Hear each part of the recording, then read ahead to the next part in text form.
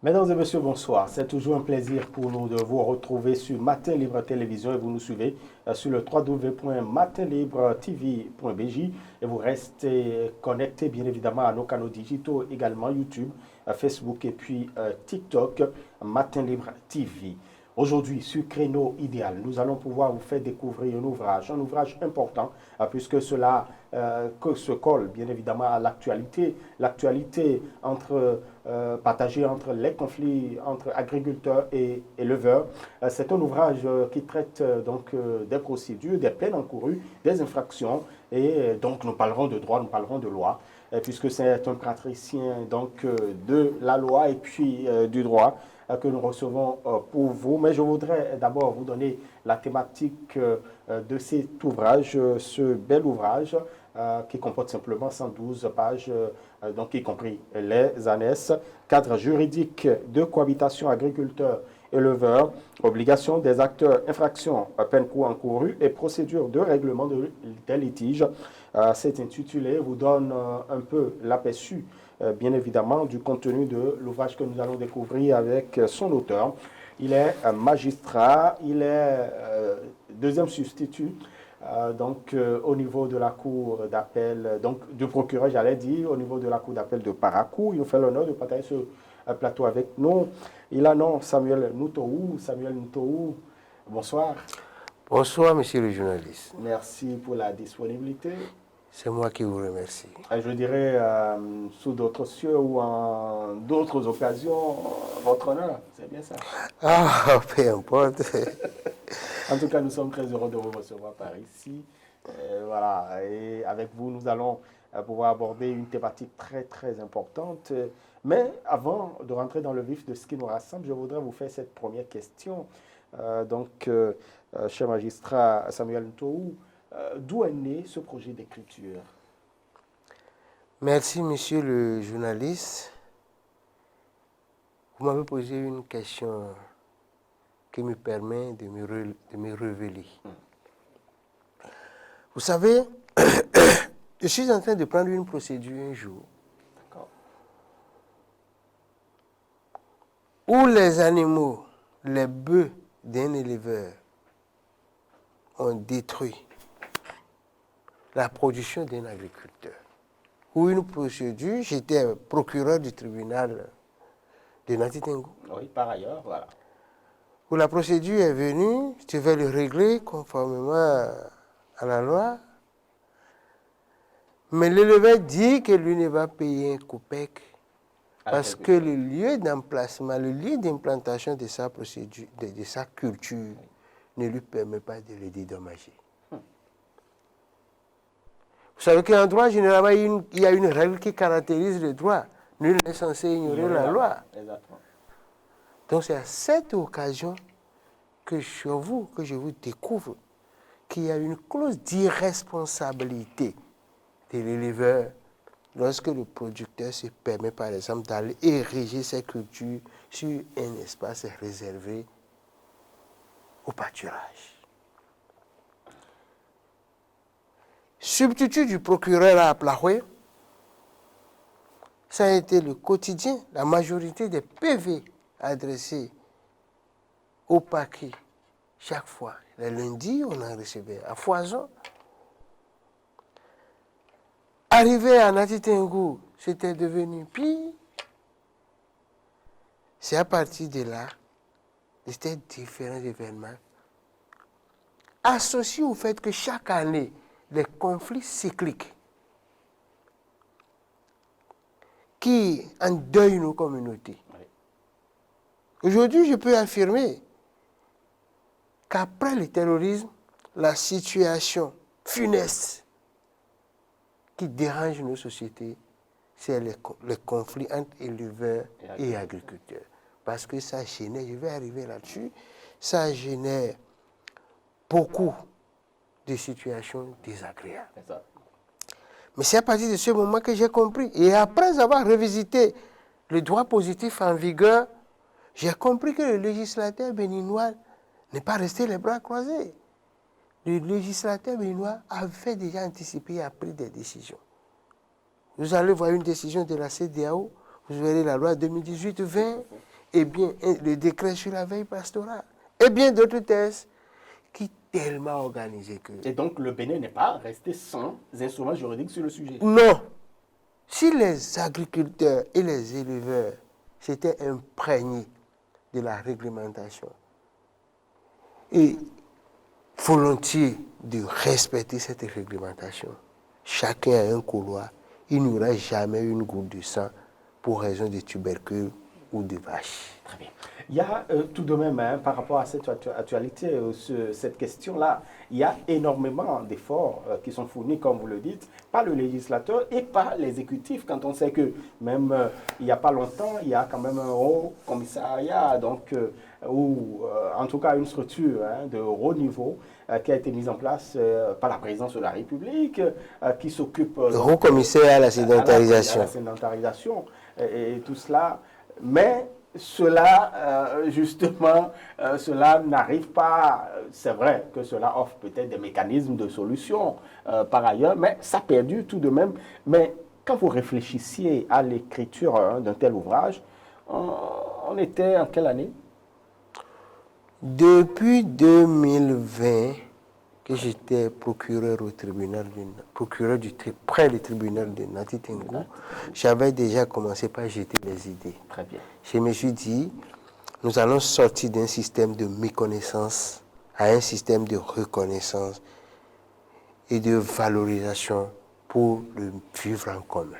Très bien. Et donc, disons, 5 ans ou 6 ans après 2026, j'avais déjà l'idée, j'ai griffonné, mais comme nos tâches quotidiennes ne nous permettent pas des choses là, et c'est quand je suis à la cour d'appel, maintenant que j'ai eu le temps de rapidement mettre les choses en place, et parce que les conflits, ça venait, je me suis dit, j'avais promis, le 25 novembre, j'avais déjà fini avec l'ouvrage, c'était à l'imprimerie, parce que je connais bien les périodes où ces conflits ces conflits surviennent et je voulais déjà anticiper pour voir si à partir de cette année, cet ouvrage peut permettre à ce que l'éleveur sache ce qu'il doit faire, ce qu'il ne doit pas faire, que l'agriculteur comprenne que l'éleveur n'est pas son ennemi et que les deux en réalité doivent être dans une position de complémentarité. Très bien, voilà. Cohabitation, cadre juridique de cohabitation agriculteur-éleveur. Avant cela, avant votre ouvrage, est-ce que quand on questionne un peu justement l'univers littéraire béninois ou juridique béninois, est-ce qu'il y a des ouvrages qui ont traité du sujet? Et j'avoue que mon idée était de faire une plaquette de sensibilisation. D'accord. Je ne suis pas allé faire une revue littéraire. Mais je sais qu'il y a beaucoup de projets. Très bien. Comme le projet COSO, le projet qui dirige, dans lequel intervient évidemment M. Sambo. Oui. Le haut commissaire, à la présidence. Il y a beaucoup d'autres structures qui interviennent déjà et qui font les directions départementales de l'agriculture, de l'élevage et de la pêche. Et produisaient déjà des sensibilisations. J'ai parcouru un peu cela pour savoir le travail qui est fait. Mais un ouvrage précis sur ça, je n'ai pas pénétré une revue. Je ne peux pas dire que ça n'existe pas. Voilà. Et je ne peux pas aussi confirmer que ça existe. Ça existe, d'accord. Ici, on parle du cadre juridique tout de même de cohabitation parce que pour vous, agriculteurs et éleveurs doivent cohabiter ensemble. Ils doivent cohabiter. Ils doivent cohabiter. Toute démonstration faite, ces deux personnalités doivent cohabiter. Et s'ils cohabitaient, c'était l'idéal d'une vie parfaite. C'est pourquoi, dans l'introduction de cet ouvrage, je me suis permis de dire, mais combien de fois l'agriculteur ne s'adresse pas à l'éleveur lorsqu'il a une cérémonie? Il a besoin d'un bœuf. Et si le bœuf n'existait pas? Mais combien de fois... Si tous les bœufs étaient tués. Combien de fois l'éleveur ne s'adresse pas à l'agriculteur parce qu'il veut acheter du maïs, de l'igname, de l'haricot, pour sa survie? Voilà deux personnes, deux acteurs clés du monde de la production, que s'ils s'entendaient, c'était parfait. En tout cas, sur votre ouvrage, déjà sur la couverture, on voit déjà deux hommes. En tout cas, on montre un peu à la régie. On voit deux hommes qui se saluent. Un éleveur, vous l'avez vu, c'est bête derrière, et un agriculteur, ils étaient à la lisière du champ, et ils se saluaient. Et c'est juste pour montrer que ces deux acteurs ne devaient pas se regarder en chien de faïence, ne devaient pas vivre dans un climat de rugosité. Il fallait qu'ils vivent côtoyés. C'est juste une organisation. Voilà. 3 chapitres. Oui. Les 3 chapitres. Comment on peut quand même faire découvrir un peu l'ossature aux téléspectateurs, aux internautes? Merci.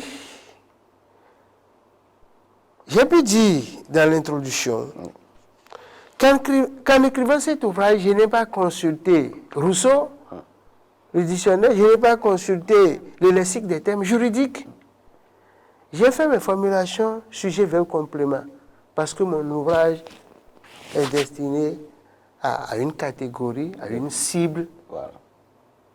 pour que l'accessibilité Soit effectif. soit effective. J'ai choisi un style clair. Même un enfant du CM2 qui est là, il va comprendre. Ma première idée, monsieur le journaliste, Oui. c'était de travailler, de ressortir les infractions de la loi 2018-20 portant code pastoral en République du Bénin.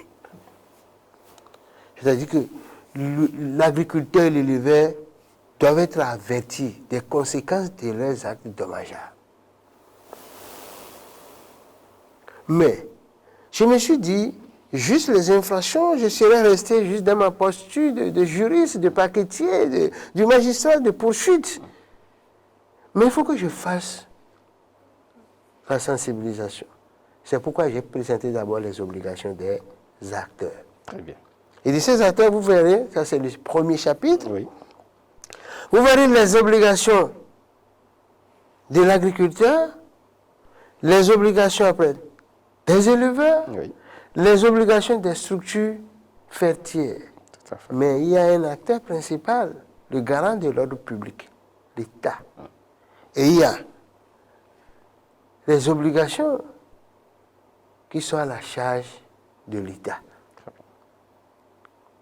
Mais avant ces acteurs, j'ai constaté tout de même que, premièrement, dans les obligations des éleveurs, vous parlez des éleveurs nationaux et vous parlez également des transhumants transfrontaliers. Transfrontalier, c'est différentes catégories d'éleveurs. Très bien. Je suis élevé à Djidja, ou je suis élevé à Djidja, je me promène dans les environs de Djidja pour nourrir mes bêtes. Oui, il est élevé national. Mais s'il sort d'un certain rayon de Djidja, il est transhumant national. D'accord. Et cela reprend Parce que quand il va aller peut-être dans la commune de Boyko, Oui.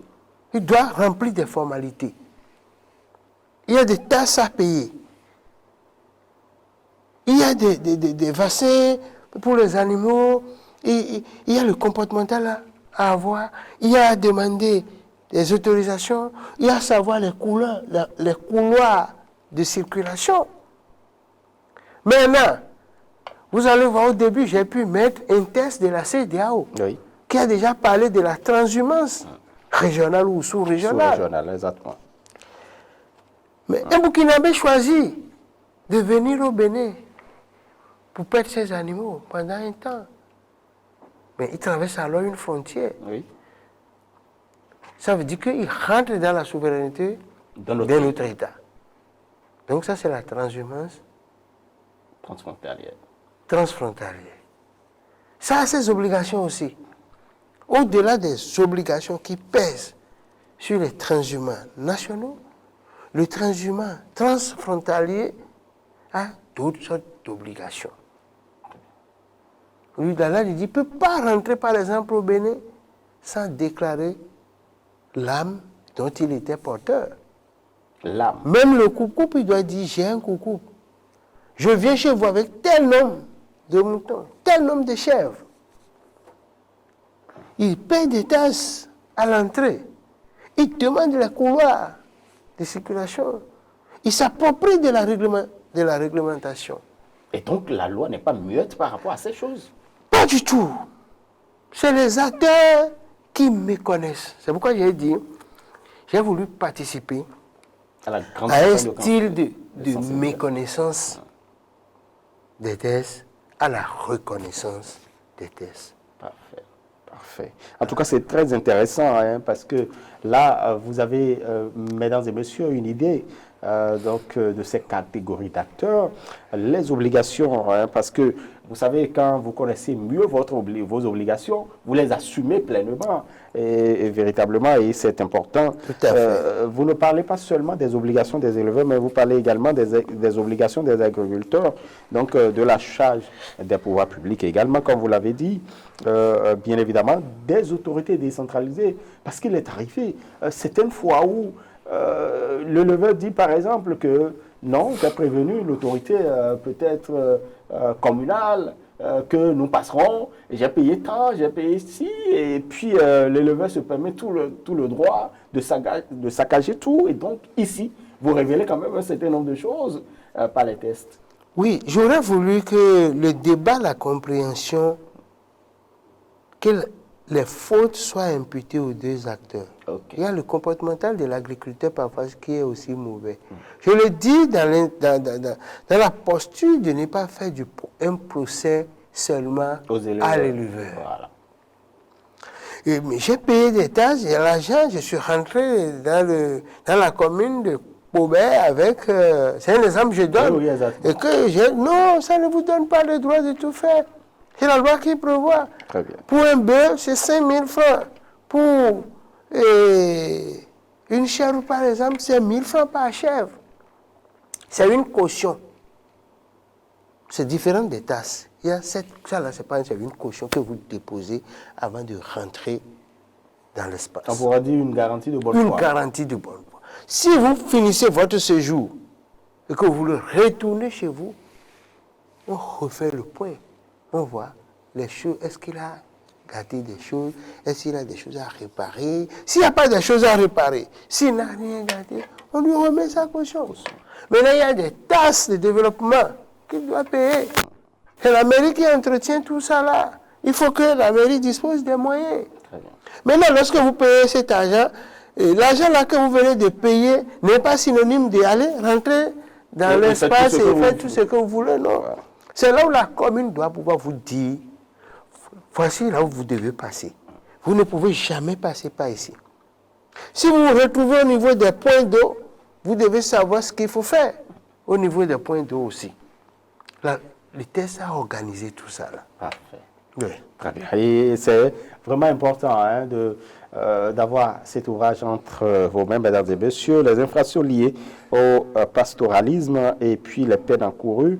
Là, vous révélez véritablement ou vous faites découvrir pour nous qui sommes ignorants peut-être ou les acteurs qui n'en savent rien du tout, les infractions donc liées à tout ceci. Les infractions ont été générées par le code pastoral.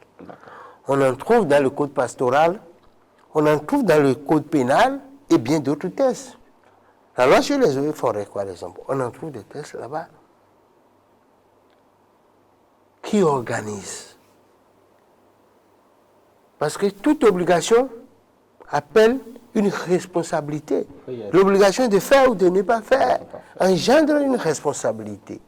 Alors, quand vous parcourez ces tests, c'est des infractions qui sont disséminées. Même si il y a une partie consacrée aux sanctions pénales, mais vous verrez ces infractions qui sont disséminées dans tout le code. Vous allez en trouver dans le code pénal. Et bien d'autres tests. En droit, il est dangereux d'être péremptoire. En droit. En droit. Il est dangereux d'être péremptoire. Parce que les conséquences sont lourdes. Oh, ce n'est pas une affaire de conséquences, mais c'est parce que vous ne pouvez pas prétendre avoir saisi tous les méandres du sujet que vous êtes en train de traiter. Surtout si c'est la matière pénale. Très bien. Là, on dit le droit pénal est d'interprétation stricte, une chose là, mais c'est un sujet vague. Il y a beaucoup de tests, il y a beaucoup d'interdictions, il y a beaucoup d'incriminations. Donc c'est pourquoi je n'ai pas eu le courage de dire que j'ai recensé de manière exhaustive toutes les infractions. Mais les majeures. Mais les infractions courantes, D'accord. qui sont disséminées dans ces codes, j'ai essayé de les sortir une à une. Très bien. Et elles vont des contraventions au crime. Quel type d'infraction, par exemple, a droit à une contravention? En droit, on dit que les contraventions, ce sont les faits qui sont punis d'une peine d'amende. D'une peine d'amende. Oui. Donc, c'est la définition que l'école nous a donnée, que le lexique produit, que la doctrine manipule. Voilà. Donc, on dit que si vous ne faites pas ceci, vous êtes puni de 500 000 francs d'amende. Il faut savoir que c'est un fait de nature contraventionnelle. D'accord? Même cas bien même, aujourd'hui, il y a des contraventions qui vont jusqu'à 2 ans de prison et 2 mois de prison. Vous allez voir, il y a eu des contraventions qui font d'un jour à 2 mois d'emprisonnement. Mais c'est dans la catégorie des contraventions. C'est toujours dans la catégorie des contraventions. Voilà, très bien. Donc, les actes proscrits, ou bien les actes exigés, les comportements exigés, qui ne seront pas respectés, sont susceptibles d'être saisis par le droit pénal. Quelle voie? J'ai dit par exemple, l'entrée dans le territoire national par un transhumant transfrontalier en violation des dates et des portes officielles. C'est une contravention et vous payez jusqu'à 500 000 francs à 1 million de francs d'amende. Vous voulez venir sur le territoire national, par exemple, et vous passez par des couloirs autres que ceux qui sont fixés. Parce qu'à la veille de chaque comment on l'appelle, saison de transhumance, la communauté définit des couloirs d'entrée, des points d'entrée. Vous rentrez, c'est ces couloirs que vous allez emprunter. Vous voulez venir, c'est sur ces points-là. Si vous continuez pour passer par où pour rentrer sur le territoire national, voilà, on vous prend. Vous payez d'abord l'amende. 500 000 à 1 million de francs. On va vous faire l'amende en fonction de la taille de votre troupeau, par exemple. Et maintenant, on vous prend là, maintenant on vous applique les tests que vous deviez respecter. Les amendes. Est-ce que vous avez fait vacciner les animaux? Est-ce que vous avez votre carte? Il faut avoir une carte de transhumance. Est-ce que vous avez une telle carte? Sinon, on peut vous régulariser la situation et vous laisser quoi dire. Ou bien, on peut vous dire stop, allez, vous payez l'amende, vous retournez chez vous. Très bien. On ne devient pas agriculteur, n'importe qui ne devient pas agriculteur, n'importe qui ne devient pas alors éleveur. Il ne suffit pas d'avoir quelques bêtes et de dire que, bon, je suis éleveur. Oui, dès que vous avez quelques animaux, vous êtes éleveur. Mais il va falloir s'inscrire dans des règles pour rester un peu dans la normalité des éleveurs. Très bien. Parce que quand je vous dis la carte de vaccination, si vous voulez prétendre être un éleveur digne, c'est qu'à tout moment où vous saisissez, vous devez avoir la carte de vaccination de vos animaux, votre carte d'éleveur, ainsi de suite, ainsi de suite. Voilà. Et donc, cet univers professionnalisé. Professionnalisé. Ils ont des structures fêtières. Ils sont très bien organisés. Très bien. Parfait. En tout cas, mesdames et messieurs, voilà, je ne sais pas si, tout comme moi, vous avez hâte, bien évidemment, de découvrir cet ouvrage pour quand même savoir quel type d'infraction, pour quelles conséquences ou sanctions. Il est important, quand vous retrouvez justement dans ces catégories d'acteurs, agriculteurs et éleveurs, donc de savoir quelles sont vos obligations. Et bien évidemment, ça c'est le deuxième chapitre.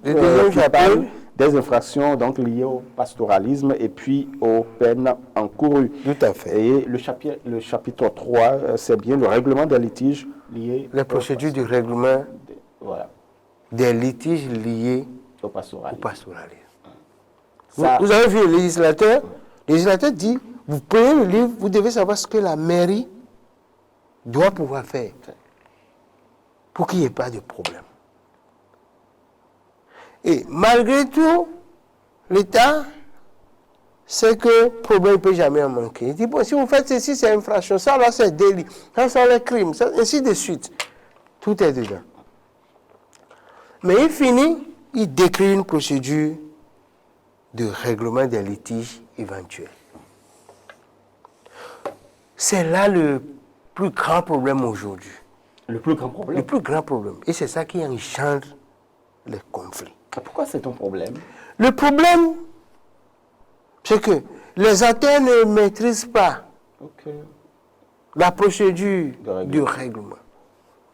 L'agriculteur pense que, parce qu'il est allé dans son champ alimentaire et que toute sa plantation a été dévastée, il va déposer plainte au commissariat. Il estime que le commissaire va passer tout à l'heure, ramasser les gens, les garder à vue, lui prendre son argent. Et lorsque le commissaire ne le fait pas comme ça, il est traité de tous les noms. Le commissaire a fait ci, bon, le commissaire en connivence, une chose là. Et il n'est pas rare de voir des agriculteurs ou des éleveurs faire des allers et retours incessants entre les unités de police et la maison, jusqu'au jour où ils choisissent que prochainement, ils vont se faire eux-mêmes justice. Vous comprenez bien ce que je dis? Tout à fait, tout à fait. Si la procédure de règlement était efficace, avec toutes les garanties nécessaires, et lorsque l'éleveur sait que lorsque son mouton sera abattu par le paysan, il dispose des moyens efficaces, des moyens rapides pour se faire rembourser. Il n'a pas à sortir son coucou pour se faire justice.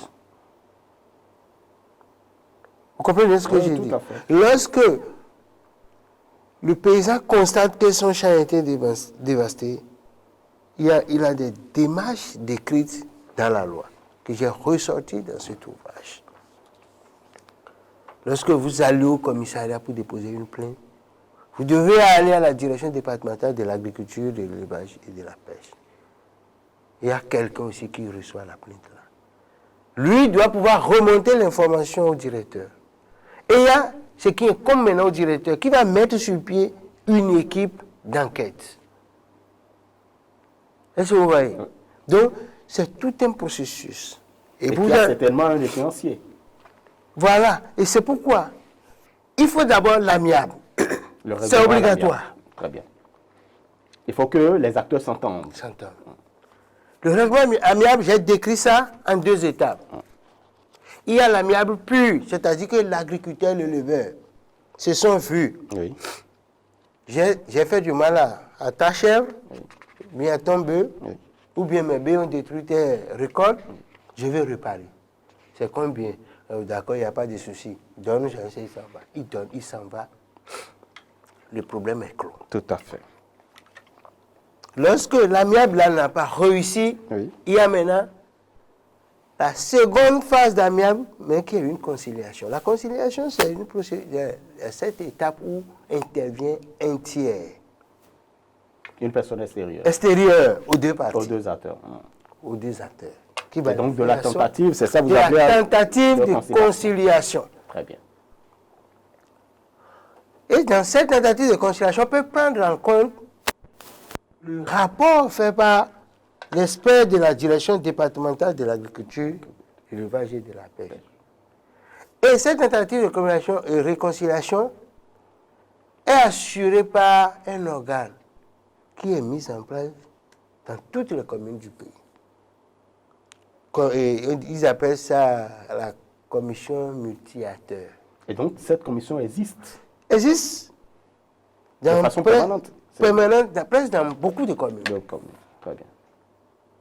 Donc, c'est cette commission-là, multi-acteurs, où il y a éleveurs, où il y a agriculteurs, les représentants des structures fêtières, les représentants du délégué, et c'est eux qui s'asseyent pour régler le problème. Très bien. Et c'est quand ils ne vont pas pouvoir régler qu'ils établissent un PV de non-conciliation. Et c'est à ce niveau maintenant que le commissaire peut faire une procédure d'enquête proprement dite et saisir le procureur. Moi, j'ai dit que tout procureur informé d'une procédure liée au pastoralisme doit pouvoir instruire le commissaire de police pour dire « Assure-toi qu'il y a l'amiable ». Si c'est le cas, demande le PV de non-conciliation. Puis c'est une procédure qui... Pour pouvoir montrer, justement... Il faut aller très vite. L'élevé du passage, il faut faire très vite. Il faut conserver les preuves. Au niveau des juridictions, ce que les collègues doivent pouvoir faire pour que ça aille vite, j'ai fait des propositions. D'accord. Je ne suis pas législateur, je ne peux pas imposer quelque chose, mais j'ai fait des propositions pour dire qu'il faut aller très, très vite. Parce que l'hiver est de passage. Oui. Si vous ne faites pas vite, les preuves vont disparaître, l'autre peut partir et vous allez recevoir la procédure sous les bras. Et l'agriculteur qui n'a pas pu se faire dédommager, l'année prochaine, qu'est-ce qu'il fait? Il va se faire. Il s'apprête à affronter. Voilà, c'est tout ça là qui amène. Donc, à partir de cet ouvrage-là, les agriculteurs, les éleveurs, lorsque ils s'imprègnent des obligations, lorsqu'ils savent les risques qu'ils courent en posant tel acte, ou bien en laissant les animaux poser tel acte, ils doivent savoir comment ils vont régler plus rapidement. Et j'ai conseillé in fine, et comme le dit à l'autre, un mauvais arrangement vaut mieux qu'un bon procès. Les acteurs ont intérêt à aller rapidement à l'amiable. Parce que l'amiable permet juste de faire un dédommagement en matière civile. Mais si vous avez un pénal, au-delà du dédommagement civil, vous aurez la sanction pénale. Exactement. Et vous êtes revenu quand même que, c'est vrai, vous l'avez évoqué, quand on parle donc peut-être de cette procédure contentieuse, vous êtes revenu quand même sur la qualité du procès verbal. Le procès verbal, c'est un instrument important. Très. Parce que parfois les gens contestent le procès verbal. Le procès verbal doit être réalisé avec impartialité, sans parti pris. Il doit avoir le plus grand problème qui se pose devant les juridictions, c'est que les partis contestent toujours le procès verbal. Parfois, ça ne reflète pas la réalité. Et c'est pourquoi j'ai dit, ceux qui doivent faire ce procès verbal doivent observer l'impartialité nécessaire. Le passage de l'éleveur ne doit pas devenir une situation d'enrichissement illicite de l'agriculteur. Parce que les bœufs sont passés... Ça ne doit pas être des occasions où... Bon, c'est le moment pour pouvoir se faire... Voilà, parce que les bœufs sont passés dans la zone, les bœufs sont passés dans mon champ, et même les champs qui ont été déjà récoltés, on dit rien n'est récolté, on voit les gens, les PV sont tronqués, ce n'est pas bien. L'éleveur va payer sur pression, mais rassurez-vous, il reviendra la saison prochaine détruire le même champ, par vengeance. Ça, c'est par expérience. Ça, c'est un événement que j'ai observé sur le comportemental des acteurs, que j'ai observé sur l'efficacité du règlement et que j'ai observé sur les possibilités de vengeance lorsque le règlement n'a pas été parfait. Parfait. En tout cas, vous faites bien de nous rappeler tout ceci au travers de cet ouvrage que je vous recommande, mesdames et messieurs, c'est important. Mais la question que je me pose, en fait, le reste, on va pouvoir laisser à la discrétion donc, du lecteur ou du téléspectateur qui choisira d'avoir cet ouvrage intitulé « Cadre juridique de cohabitation agriculteur-éleveur ». Vous avez des obligations donc des acteurs qui sont dans cet ouvrage. Vous avez les infractions, les peines encourues et bien évidemment les procédures de règlement des litiges. À qui est destiné cet ouvrage? Je vais le répéter encore. Oui. Cet ouvrage, je l'ai appelé d'abord une plaquette. On peut l'appeler ouvrage. Est destiné aux acteurs. Agriculteurs et éleveurs. Agriculteurs et éleveurs. D'abord, on pourrait dire peut-être la principale cible. La principale cible. Maintenant, s'il y a des acteurs et des magistrats, des commissaires de police qui veulent voir quel doit être le comportement dans la procédure du règlement, comment avoir aujourd'hui les infractions rapidement et évoluer. C'est un ouvrage aussi destiné aux professionnels.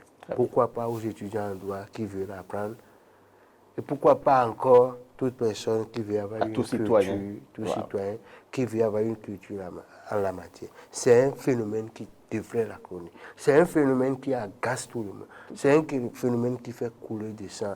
Il est funeste. Il faut qu'on trouve une solution pour pouvoir permettre la paix, la cohabitation, la cohésion sociale. Très bien. Dans votre préface, d'ailleurs, dans ce que j'ai lu, bien évidemment, vous pouvez, mesdames et messieurs, avoir. Hein, le préfacier dit que la paix ne se décrète pas. Voilà. Je profite de ce constat pour remercier un monsieur, le préfacier, le magistrat Alexis Agboton Metao, qui est l'actuel président, qui est conseiller à la Cour suprême et en mission à la Cour d'appel comme président de la Cour d'appel de Cotonou. Un aîné très respecté, que je respecte bien, et qui a accepté préfacer cet ouvrage. Mais son choix n'est pas hasard. C'est un environnementaliste. C'est quelqu'un qui connaît la matière. Et j'ose croire que la deuxième édition qui va venir, je vais mieux l'enrichir. En tout cas, vous m'offrez une très belle transition, mais avant d'y arriver, je voudrais partager tout de même avec nos téléspectateurs et internautes. La paix ne se décrète pas, elle se construit dans la compréhension mutuelle et le respect réciproque. Ça commence par là. Hein. Et puis, les relations entre agriculteurs et éleveurs reflètent donc les grands défis du monde rural, l'accès aux ressources naturelles, la sécurité alimentaire et la cohabitation pacifique entre communautés au mode de vie complémentaire. Et vous avez parlé de complémentarité. La complémentarité. Bien sûr. Mesdames et messieurs, cet ouvrage, je vous le recommande parce que c'est facile à lire. Hein, c'est facile à lire et puis vous découvrirez énormément de choses. Je le recommande aux étudiants en droit, aux acteurs agriculteurs éleveurs, aux unités de police, en fait, aux commissaires, peut-être aux policiers, aux forces de l'ordre ou à tous ceux qui interviennent dans la chaîne, même à ceux qui se retrouvent dans ce mécanisme de commission multi-acteurs, parce que vous avez besoin d'avoir ces informations.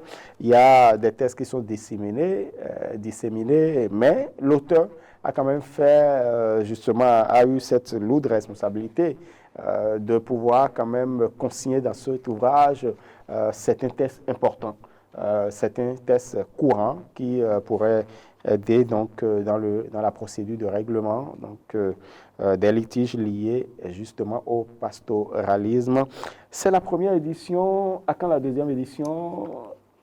La première édition vient de paraître. Mon objectif. La deuxième édition, j'ai déjà commencé par recueillir les corrections des amis, ce qu'on pouvait dire. J'ai eu à faire des propositions, je ne sais pas, peut-être quand une autorité va lire, ça va interner, ça peut propulser. Parce que je dis par exemple aujourd'hui, puisque vous avez parlé de la preuve en matière des infractions liées au pastoralisme qui est difficile à apporter. Si aujourd'hui on ne peut pas faire un mécanisme pour faire porter des GPS, par exemple, des tracking au troupeau, pour que dès qu'on dit tes bœufs sont venus dans mon champ, si on fait un enfant sur là, si le bœuf est passé par là, ou si le bœuf n'est pas passé par là. J'ai proposé par exemple s'il ne faut pas penser à une assurance pour les éleveurs, une assurance responsabilité civile, pour que dès qu'il est assuré, si un dommage survenait, l'agriculteur sait que son assureur est là, donc il n'a pas à se paniquer, il n'a pas à aller chercher à sortir les muscles d'abord avant de faire cela. Et tout ça là, je vais l'enrichir davantage. Très bien, très bien. Mais en attendant, mesdames et messieurs, ayez entre vos mains, dans votre bibliothèque, pourquoi pas également, cet ouvrage. C'est une question d'actualité. C'est une question d'actualité parce que ça revient, on pourrait dire, comme l'inondation, ça aussi, ça revient, hein. De façon cyclique. Ces conflits surviennent et il est important de pouvoir quand même contribuer à régler tout ceci. Et cet ouvrage vient enrichir, c'est une contribution énorme à quand même régler ces situations, bien évidemment. Et puis, cet ouvrage est déjà disponible pour ceux qui veulent l'avoir. Ceux qui veulent l'avoir, c'est vrai. Il faut venir par là. Non, il ne faut pas venir à Parakou. Il y a un contact ici à Ouagadougou.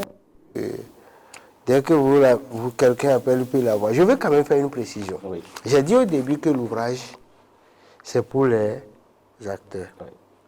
Mais j'ai compris aujourd'hui, je sais que vous l'avez compris, que les gens ont du mal avec le développement d'éthique à lire. Exactement. J'ai pris sur moi la disposition d'aller très loin. L'ouvrage sera disponible en audio, en langue nationale. Très bien. Et là, ça va commencer par la langue Adja. Après le Peul, et après le Baribéoud, ça dépendra de l'accompagnement. Si je trouve. Vous avez d'abord commencé par Adja. La charité bien ordonnée. La charité. Oui, bien ordonnée. Bien ordonnée commence par soi-même.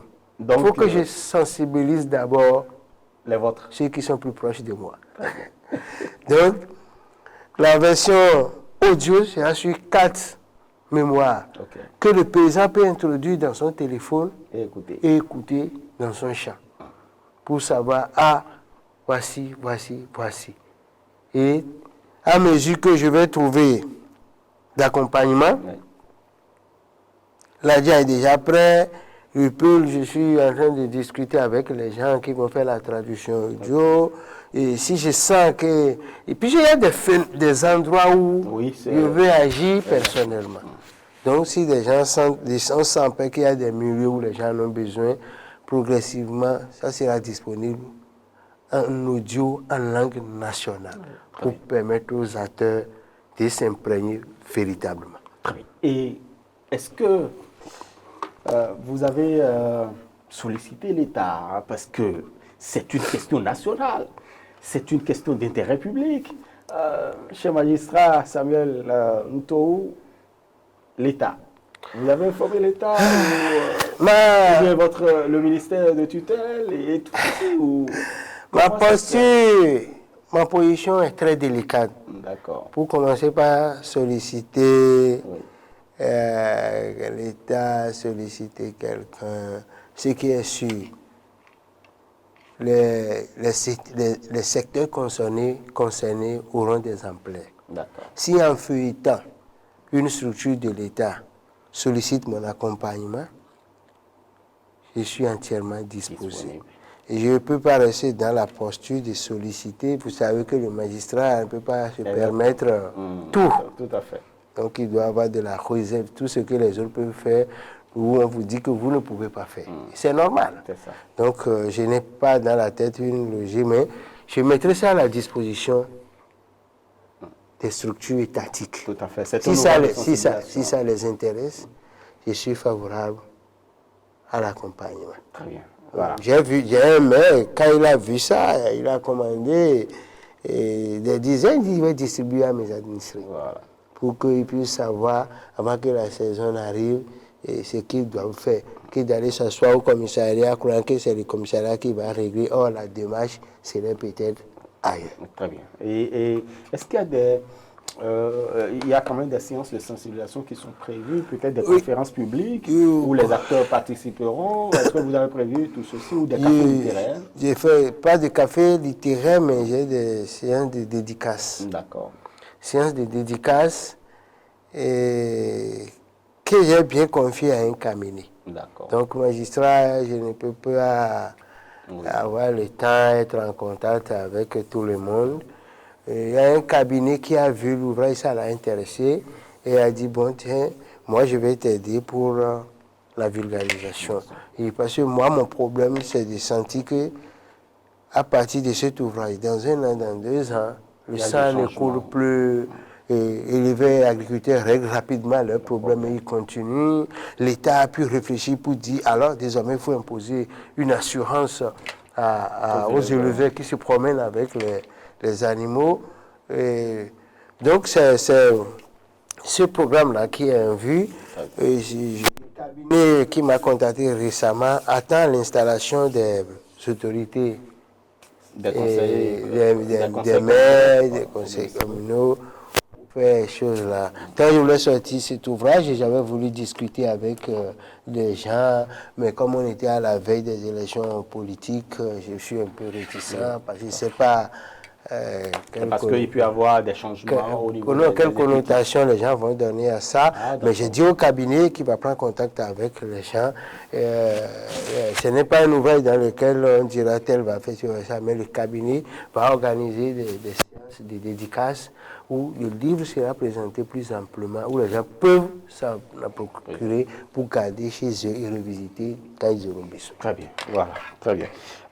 Merci beaucoup à vous pour ces échanges bien nourris, mesdames et messieurs. Donc, cet ouvrage est disponible. C'est bien la première édition du cadre juridique de cohabitation agriculteurs-éleveurs.